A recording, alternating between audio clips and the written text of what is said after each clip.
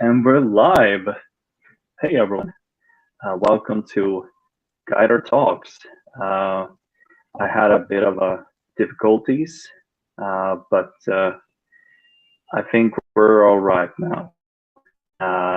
Please let me know in the comment sections if there's any difficulties. I'll have to fix it somehow.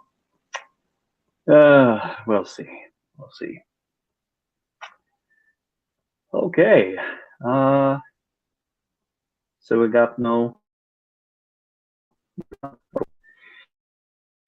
We'll just I'll just talk a little about how my day has been.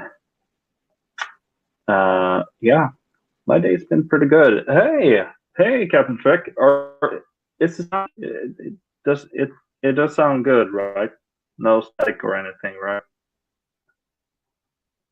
I'm terrified about it. Um, I'm good, Captain. I'm good. Otherwise, how are you? I hope you're okay.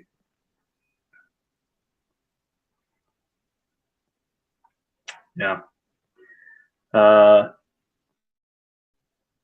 so yeah. How uh, sorry, lost the train of thought there. Yeah, my day's been pretty good. I've been out and in the gym doing some workouts, and so yeah, it's been pretty good. Um, I've yeah, I did some running, did some exercised legs, So oh, it is okay. Uh, it is okay. Hmm. Okay. Let me see what I can do about that. Give me a minute.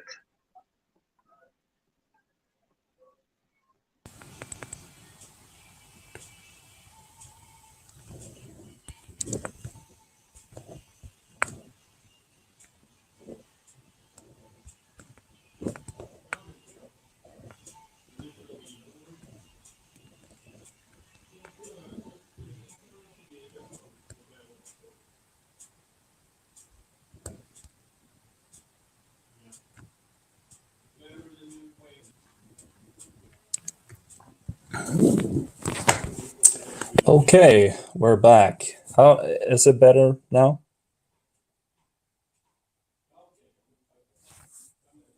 We'll have to see. Uh, well, the important thing is that you can at least hear what I'm saying. Yeah, yeah. I have to apologize about yesterday. No, the previous stream. It was. I have no idea what my earphones were doing. It was. Yeah. I'm trying to get it to work. Hopefully, it is better. But we'll see. We'll see. But yeah, and if you want me, if you guys want me to do kind of a restream or whatever you call it, where I go through the first part. Oh, thank you. Oh, thank God. I'm so relieved. Okay, perfect. Uh, yeah, Captain Trek says it's better. Yes, better. Thank you, Captain. But yeah, if you guys want me to do another where I, hopefully better audio and everything, I'll be willing to do that because it's, yeah, I'm having a lot of fun doing those streams. But I think I'll do a bit of a recap for those who weren't here, and well, yeah, for people to get what I was talking about in the other stream. So basically, I started a band in 2007 or 2006. I can't really remember, but it was somewhere around there. And I started it together with my friend Nils and my friend Simon. And we played for a bit, and we did a demo with 4 songs, and it was it was received very well. I honestly can't think of anyone who didn't like it at that time. It was People were very impressed. So that was a lot of fun. You were like in your teens, and you were like, sky's the limit. Hey, Captain, let me know if the sound is yeah, if the sound goes bad again, so I can fix it. Yeah. Anyway, um, but yeah, we did a demo, and we put it up on MySpace, and yeah, that was basically part one of it. And now let's get into, I should say, part two of the history of Ammo Angels. So after this, we took a break after the recording, and we were like, yeah, we were chilling, and I think we came back to rehearse and make new songs in. I think maybe I think maybe the winter of 2007, something like that. But you think that things would go smoothly, but they didn't. In fact, they did not at all. We had a lot of trouble, and it was a very dark time after the record, because our guitarist. Oh yeah, I should say, Niels was a guitarist, and I was the singer and songwriter. I wrote most of our songs, and Simon was the bass player. So yeah, so there you go. We had no drummer for the longest time, uh, but we learned to play without drums. So it worked. Anyway, um, yeah, yeah. Uh, but yeah, Niels. Actually, what happened with Niels was that his throat was very shot. Um, he had a lot of troubles with his throat, so much that he couldn't speak. Um, and well, it affected us. We were worried about his health. We didn't know what it was, and that definitely affected our band, our chemistry, really. And yeah, so it was rough. It was a rough time, and we tried to go on and write songs and everything, but uh, we managed to make one song, but it was rough. I mean, every single rehearsal we did was like we were getting nowhere, point of no return. So yeah, it was a very tough time for us, really. And it actually went to the point where I was talking to my mother and my parents. I lived at home back then, uh, since I was a teenager. So, but yeah, so we talked, and they said like, or I was saying like, I have no idea what I'm going to do, and I was actually, it was looking pretty dark there. I was beginning to consider to actually put the band to sleep. Sorry, did I slip there? Um, yeah, so I was actually considering putting Ammo Angels to sleep. Um, but we actually, what happened, the turning point was when Niels had, we were always struggling to find a drummer or a guitarist, a lead guitarist, because Niels couldn't do those solos. He couldn't. It wasn't. He was more of a playing rhythm guy, on guitar. So yeah, we so we were always looking after people, because, well, we it was difficult to find people because we played music that wasn't really popular back then. When you If you wanted bands to, if you wanted bandmates and stuff, you wouldn't play 80s rock, especially not in a suburb where like hip hop was basically king. So yeah, um, but that was it. But I think I got a call from Niels, and he was like, I know this guy. He was talking about this guy he knew that that his friend had worked with, and yeah. By the way, I am autistic, and if you're autistic, you can get like this kind of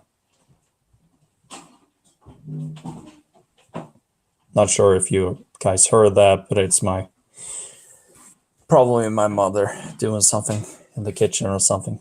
Um, yeah, whatever. Um, so where was I? Yeah, yeah. So yeah, I have autism, and when you have autism, if you, at least in Sweden, if you have a hard time of getting friends, you can actually be dealt one to you from the commune. Uh, that you, yeah, he's paid to be your friend, and he's paid to take you wherever you want to go, basically. Um, and I don't think you have any word for it in uh, in English, but I guess you could very freely translate it to leader. Um, yeah, yeah, something like that. So yeah, we'll call it a leader. That's easier. So yeah, so this guy was that Niels knew was a leader along a while back for a guy who was named Sebastian, and he had contacted him to see if, well, he contacted this guy friend of his who was the former leader for Sebastian, and so we met Sebastian. He was interested, and Sebastian was a cool guy. He was very he was very on his own. He was very in his own world, basically. He didn't say much. He looked kind of like, had these eyes like blue, cold eyes, But it was a really nice guy, so it wasn't that. But I think it was into a lot of thrash metal, heavy things that we don't play, basically. Um, but But yeah, so he played with us. He came, and I had just written a song when he came to us, and it was named Prayer Warrior. And the song was basically about it was basically a fantasy tale um, about praying, about when you pray and there's this struggle because well, when you pray to God, there's you gotta be tough because you can pray for years, really, before you get an answer. And so it was basically about that to endure when praying, when everybody is like feeling hopeless, and everybody's feeling like there's no point in praying. Like that's when you're the prayer warrior. Um, and that's basically what it was about. And I was going to this rehearsal. I had no expectations. I was like, all right, it'll probably be really bad. But something happened there. Something happened when Sebastian came. It was just like lightning strikes, really. Um, and the creativity started to flow again, and we did this. Prayer Warrior became this really heavy song, like Black Sabbath, basically. Um, but yeah, there was like these heavy guitars, and it's actually one of my fun fact. It's actually my father's favorite song. He really loves it, and he plays it. He's so proud of it, so he's actually played it multiple times for friends. So yeah, no, it's pretty cool. Yeah, my dad is a cool dude, and but yeah, we started to create songs. We yeah, and when we had a few songs, we were like, okay, let's contact Martin and let's record again, and so we did. It was kind of a pardon me, I'm just gonna drink a little water.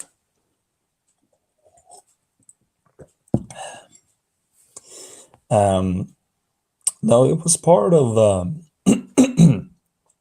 pardon me, got something in my throat.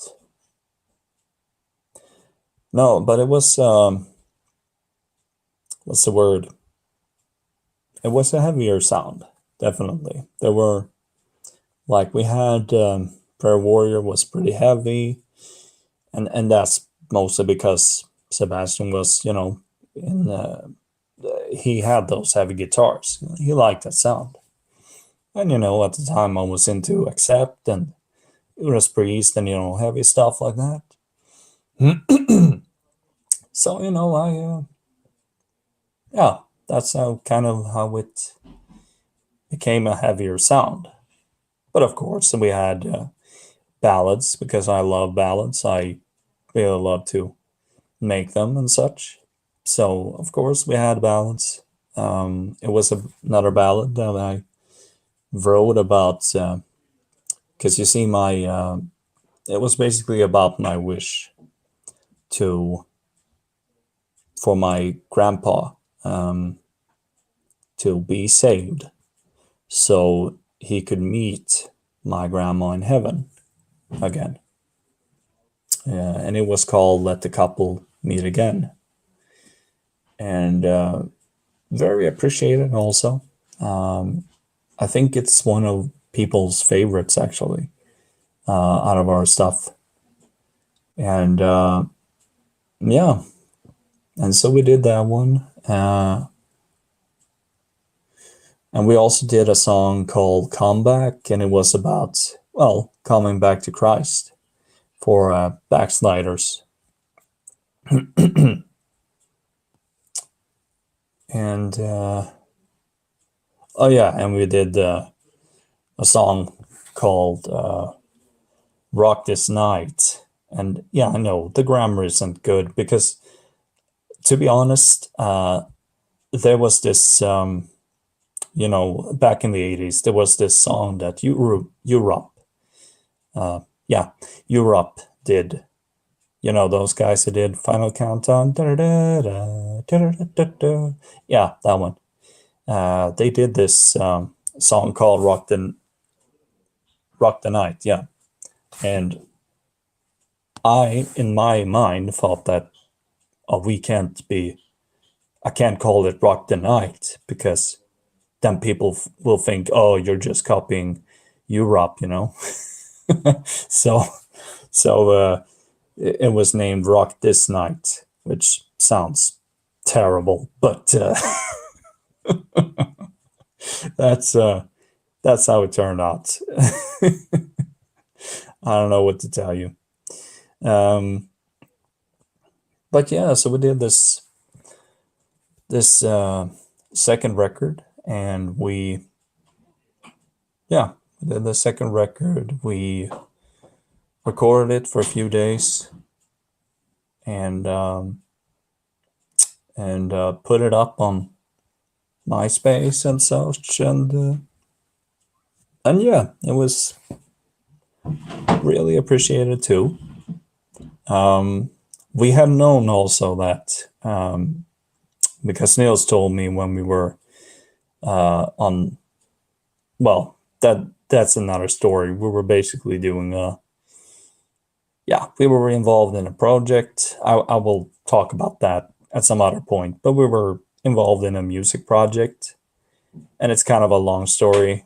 But yeah, we did this cooperation with American school in Chicago, and our Swedish school went there, and we did this music cooperation, I should say. But more on that another time. So yeah, but during this, Niels told me that Sebastian was leaving the band, and well, yeah, I do understand. I mean, it wasn't his sound, you know. It wasn't his type of music. And yeah, so he left. So we were back to square one again. Always the same story. Yeah. Well, anyway, but yeah, we had finished this record. Sebastian moved to back. He was actually from a place called Karlstad.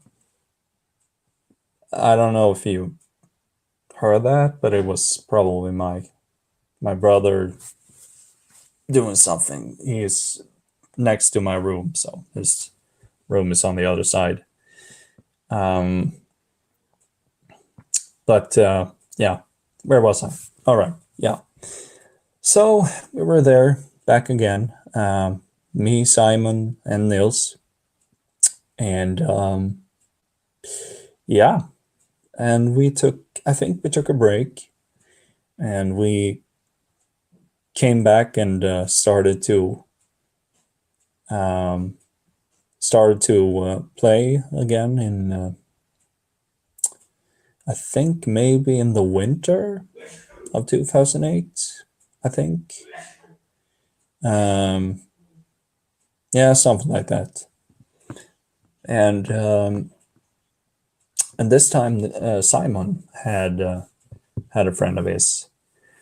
I think his name was, I can't remember correctly, but I think his name was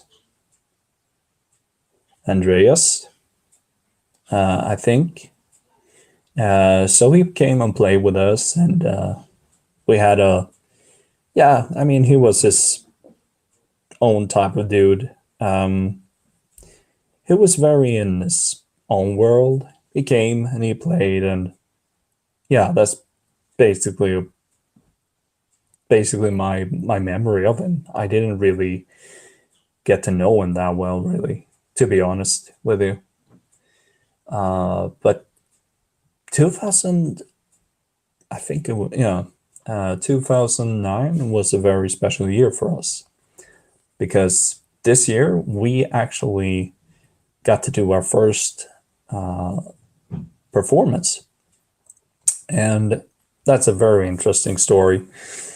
And it's kind of okay. So I'm gonna take this short because I will go into detail on this in another way, in another stream. Yeah, in the future. But so basically, what happened was we, I worked, or I should say, me and my buddy, one of my best friends, Eddie, was at the time we had this well kind of job really to play music. We had gotten it through school, and we had our own metal show called Metal Gods. Yeah, I know it's silly, it's corny, but I I liked it, so it's stuck. Um, so yeah, and we had this show for I believe a couple of years at least. Um, I think we went on for like three years, probably. Yeah, something like that. And through this radio show that we did, we were given this offer to do this live show, and I was very excited about it, and but things fell apart, and at the moment it was like it was kind of set in stone. But the more time went on, it felt like this is not going to happen. It was very up in the air. And yeah. So what happened was that it ended up being nothing really. And but yeah, so I was very disappointed in this. And yeah, for to all new viewers, welcome.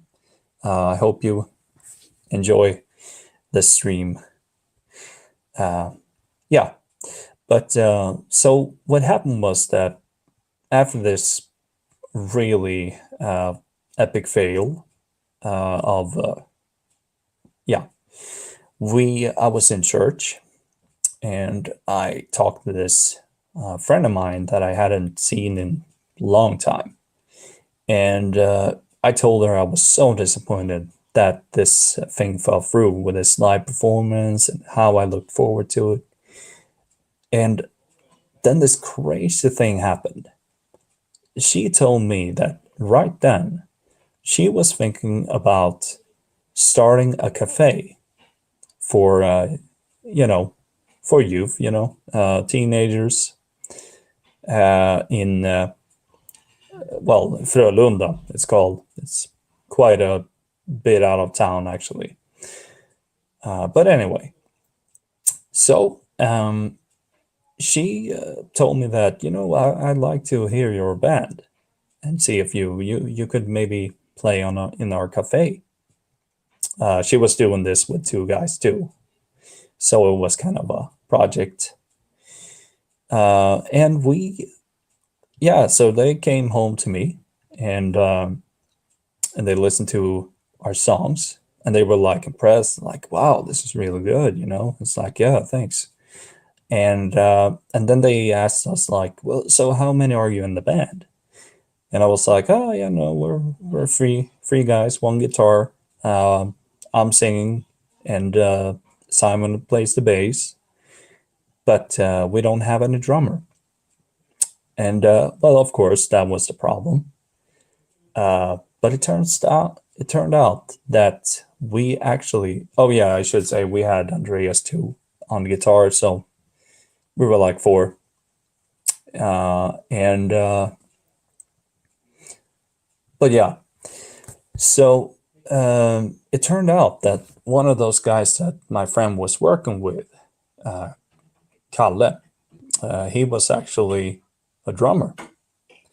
So what happened was that he helped us. He jammed with us, and he was for the moment he was the stand-in drummer for us since we didn't have any drummers. Any drummer, I should say. If we had drummers, we would be we wouldn't be looking for one. Never mind. It was a bad joke. Yeah. So we so the thing was that we did this, and I was so stoked. I was talking with people about this, and telling people that, oh, we're gonna do this. We're gonna play for this on this cafe. You should come and check it out. And I was so stoked. I was so stoked, really. And but the thing was that we had to actually borrow things from this what's it called? It's a youth center, I think. Yeah, um, because we were rehearsing. Actually, our rehearsal premise was on this in this suburban uh, that where so we actually rehearsed there. So we asked if we could borrow the stuff that we usually rehearse with, and so that wasn't any problem. And we so I think we yeah, I think they came and picked us up. Yeah, I think that was the way it went. They came and picked us up, and we actually they were really nice. Actually, our my friend and those two guys, they actually treated us to food as a thanks. So they actually gave us some food, and I remember it so clearly that we were so nervous because guys, we had never done live performance together as a band. So this was a big, this was a really big thing for us. And so yeah, we were very nervous. I remember Andreas was like sitting, the guitarist, the lead guitarist, I should say, was sitting in the couch, and he was like, sighing, and I was like, "Are you okay?" I was like, "Yeah, I'm just nervous. I'm, you know." And Simon, the bass player, who was, up and walking, so nervous, and I was so nervous. It was tense. And time went on. I think Simon's mother actually took the equipment that we needed. I think she drove all the things we had to deal with her, since no one of us had any driver's license, so we couldn't drive it. So we had to rely on our parents. Uh, yeah, that's the way it is. That's how we start out, kids. Uh, and yeah, so we went there to this cafe, and we sound checked and everything. And there were some people coming there. And oh yeah, I had these. My mom was like, you cannot play without like being half naked, having no, because I was having like no leather jacket on. No, sorry, I had a leather jacket, so I was totally suited up to rock, and I also had, without my mom knowing, I actually had smuggled some tight pants, jeans pants, because it was, I wanted to look like my heroes, having these tight jeans pants where you could see very clearly the crotch, and they were very tight. But as a teenager, I loved it. It was, I was living the dream. I felt so cool in my tight jeans. Yeah, those were the days. Tight jeans. Yeah. But anyway, so we did the gig. Went pretty well, except the thing was, I had this high part because, once again, back then I did not have any technique. I did not have any song coaching. I was basically just screaming. To be honest with you, I was just screaming, and my voice was shot every single time we had rehearsed. So that was basically it. Yeah. So I had this high part in a song. I think it was, oh yeah, it was Rock This Night. Again, terrible name for a song, but it was a great song. So yeah. And there was this high part, this crescendo, if you will, where I was going high. I was like going like, rock this night. Sorry. Hallå, kom in. Jag tror den är din XL. Okej, lägg den på bordet. Jag är live just nu. Så. Okay. Ja. Sorry guys, it was just my brother coming in and leaving some laundry. Sorry for interruption. Where was I? Oh yeah. So I was doing this crescendo part where I was like on this rock this night. Everybody have a good time. Yeah, something like that. I was going like higher, higher, and higher and higher. When I was singing, and my throat, I did something wrong, and I hurt my voice. I couldn't do it. So it was like I was going like, nah, it's like, ah.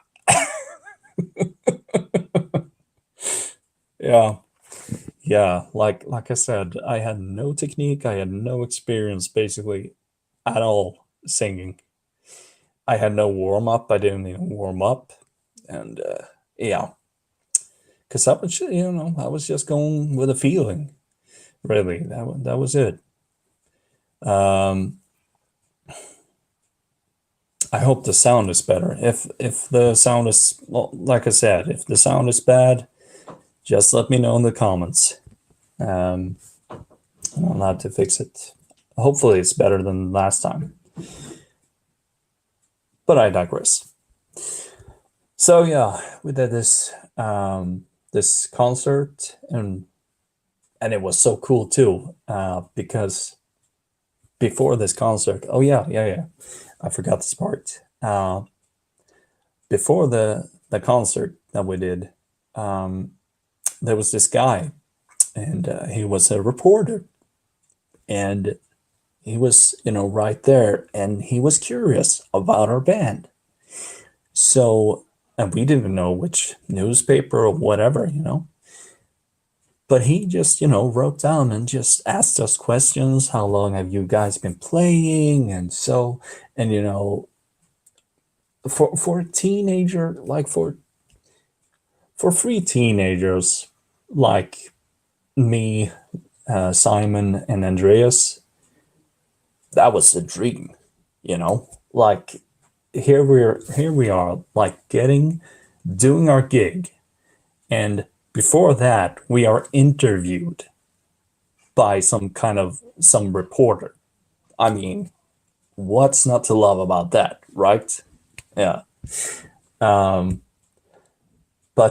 funny thing, I have no idea what happened with that reporter. I have no idea which paper he was working on. I have no idea. I tried to web browse it, but no, I couldn't find anything. So that news reporter was kind of a mystery. Yeah, interesting, very interesting. But yeah, when we had, I remember it so clearly. When we had finished the last song, because there were some people there watching. We had, well, of course, our families were there. My grandma and my aunt was there listening. Um, it wasn't my grandma's cup of tea. She was actually asking me like, "Hey, can't you like play like country or something?"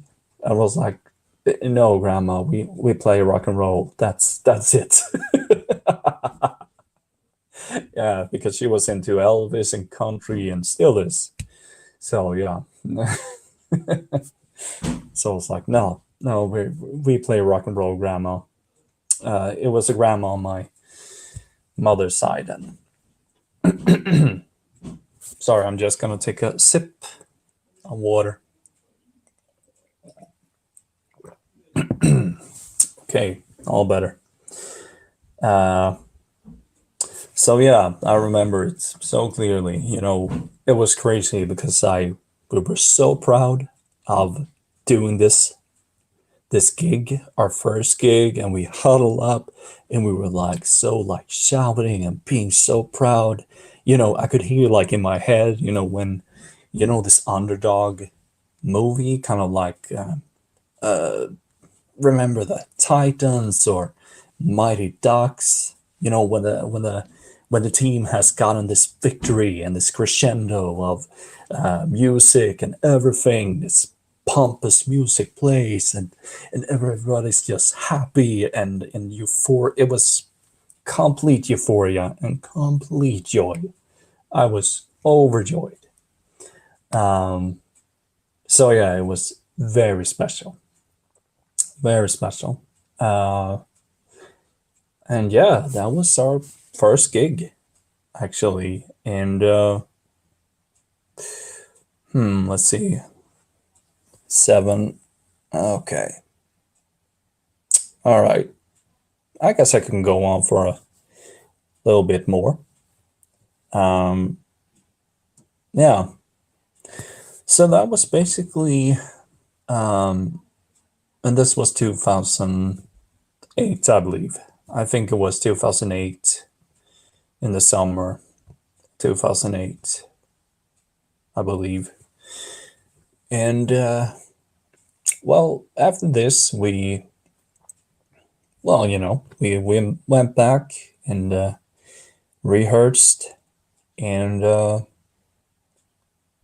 well, we had this. Oh no. Um, yeah, but we took a break and we went back after the break. We went back to rehearsing again, and by this time, I think it was in somewhere 2009, I believe we started it up again, and yeah, this time Andreas had left, like everyone else, like everyone else who every guitarist that came in, they were there for a while, and then they left. That was basically our story. We couldn't keep the band members in. We found them, and then we're there for a while, and then went on with their lives and left the band. And that was basically how it was. But we kept fighting on. And after Andreas, it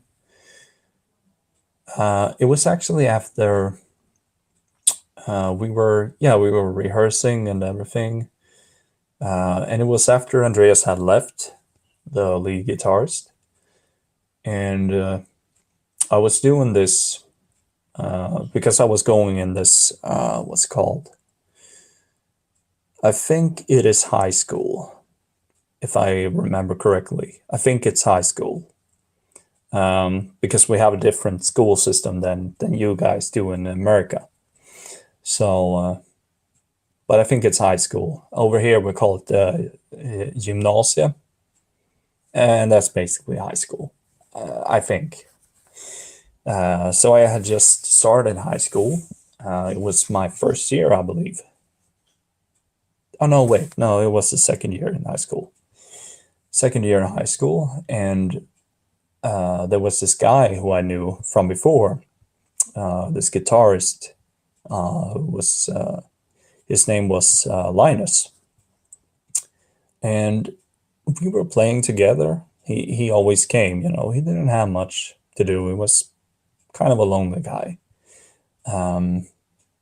Didn't have many friends, and so he basically just came every time we had this kind of exhibition for people to sell the school basically. And we used to do these shows where we would play covers and so forth. And because I went to this aesthetic, I studied aesthetic for in a high school that was basically, it was how should I put it? It was very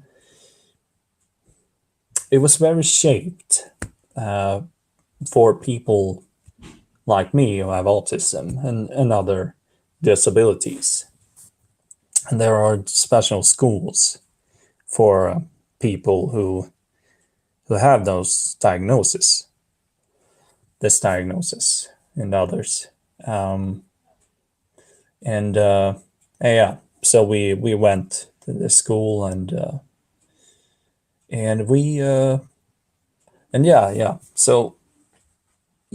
so I met Linus, and basically we played together, and my mom was there, and my mom was like, you guys, she told me, like, you guys, you seem to have so much fun.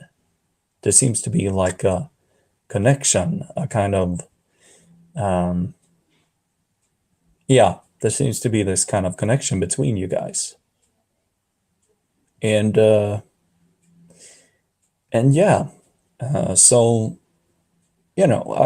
was like, okay, well, I guess I could try, talk with him. So I went to this guy Linus and told him about my band, but he was like, "Nah, I'm not interested." I was like, "Oh, yeah, okay." But his dad was there, and his dad was like, trying to encourage him. It's like, come on, I mean, you need to play, man. You need to play. Like, you have no one to play with. You're really good at guitar, and you have this chance. I mean, go and take it. But Linus wasn't like, no, he was very standoffish. He wasn't interested. And I found out that was because he had been in a band previously, and he had this bad experience with the singer in that band. He felt that he was kind of like a dictator, which actually wrote a song about that we played. More on that later. It was called The Director. But yeah, like I said, more on that later. And Linus' dad, he told me that, I'm going to try to talk to my son because, like, he needs to play. He loves to play, and if he could play in a band, it would be so nice for him. And and that's basically how it started. Basically, Linus called me up. He said, "I'm interested," and he came to rehearse with us, and he showed us. Pardon me.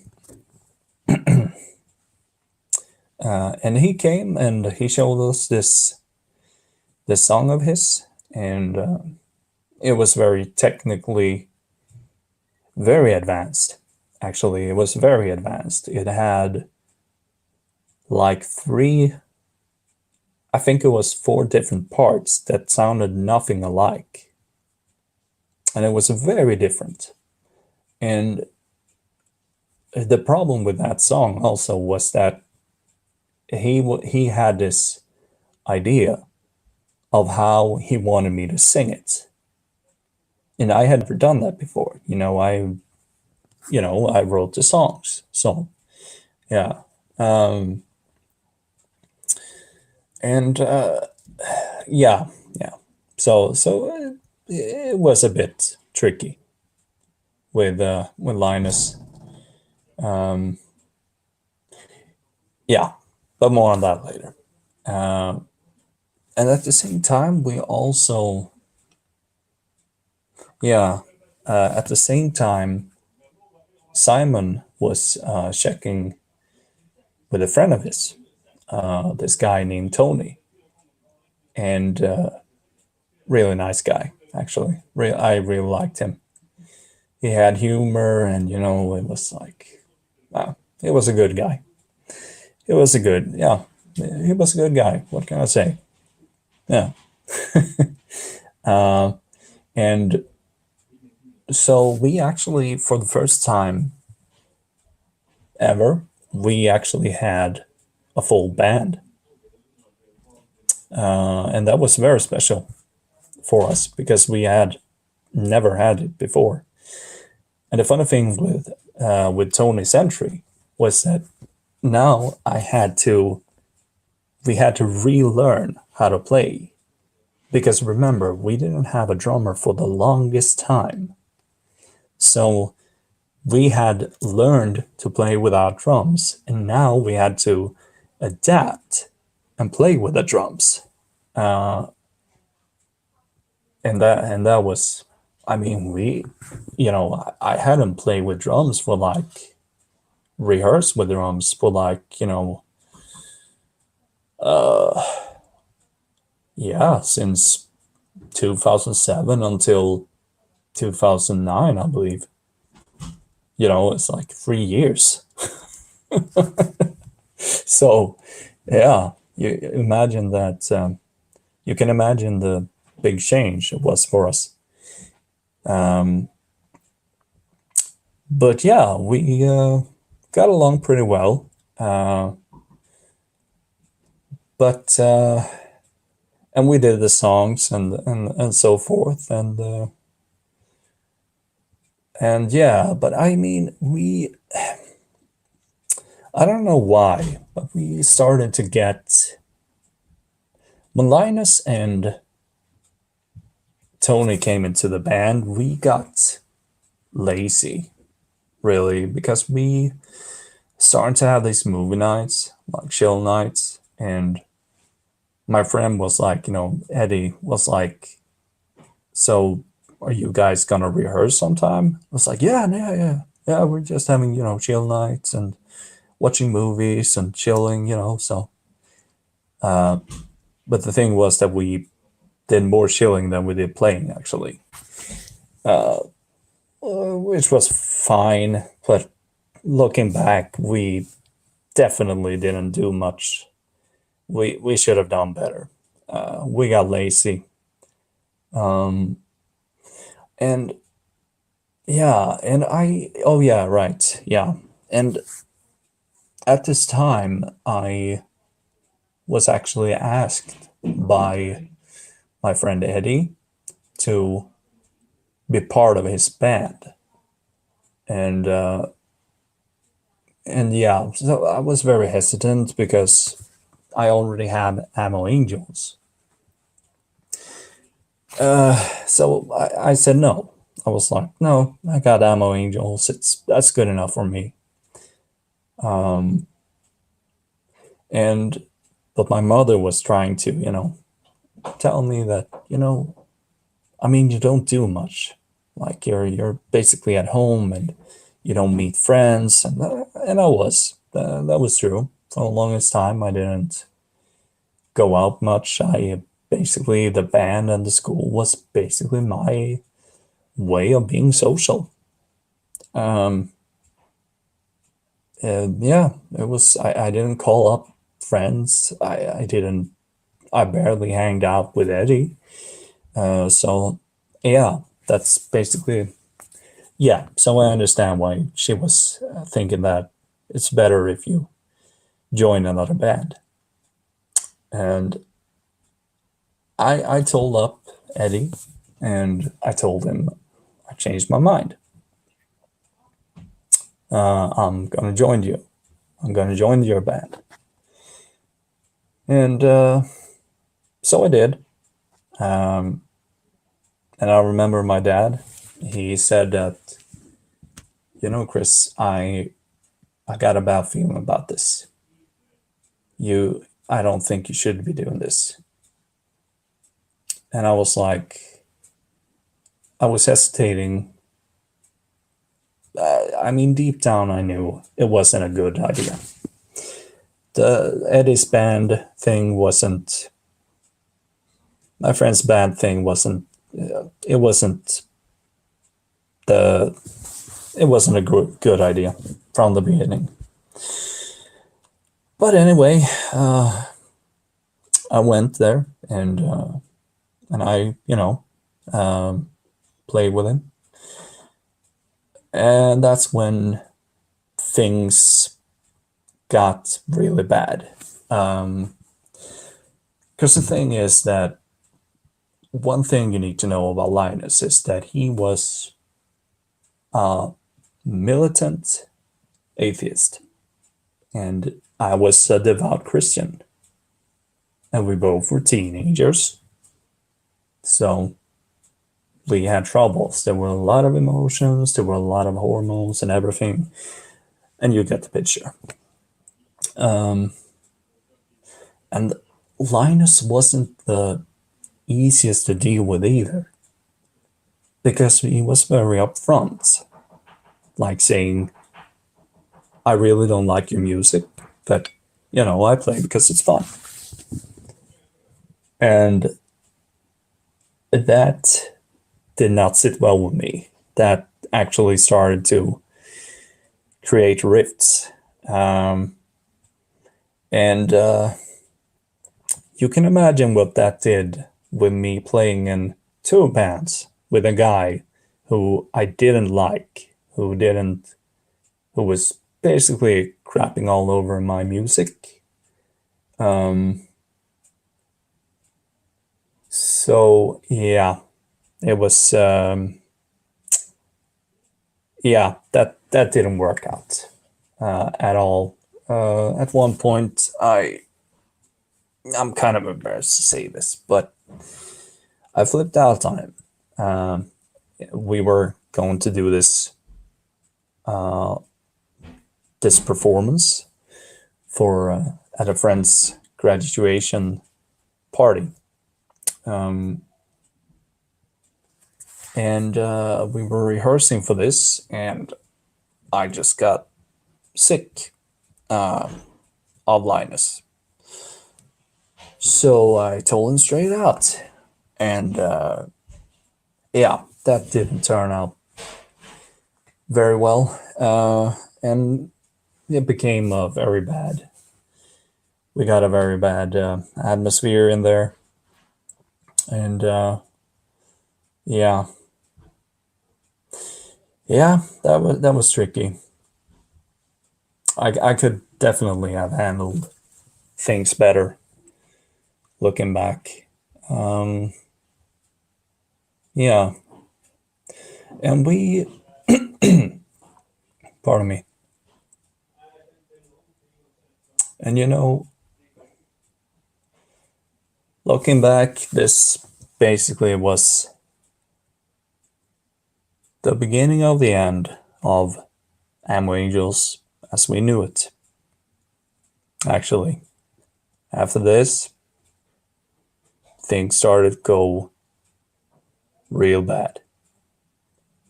Yeah. So I guess I'll leave you on that. Thank you everyone for watching. I hope the sound was better this time. I'm probably gonna do. Next stream is probably gonna be a retake of the first part. So yeah, I'm probably gonna do that. But I just want to thank you everyone for tuning in. I hope you enjoyed my story time, and well, I'll see you guys next time. And well, I guess I guess I should do some kind of catchphrase, maybe. I don't know.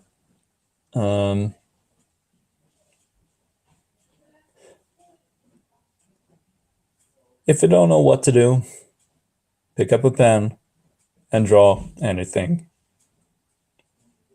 And have fun. See you guys next time.